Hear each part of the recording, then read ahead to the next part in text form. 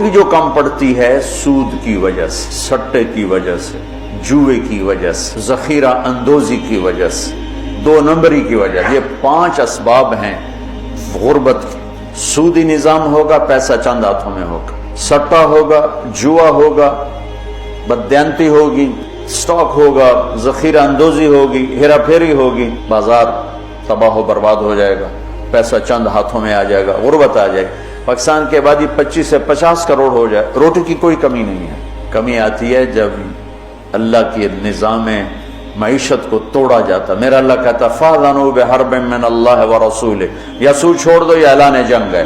वो कहते सूद के बगैर कारोबार नहीं होता। तो लानत है ऐसे कारोबारों।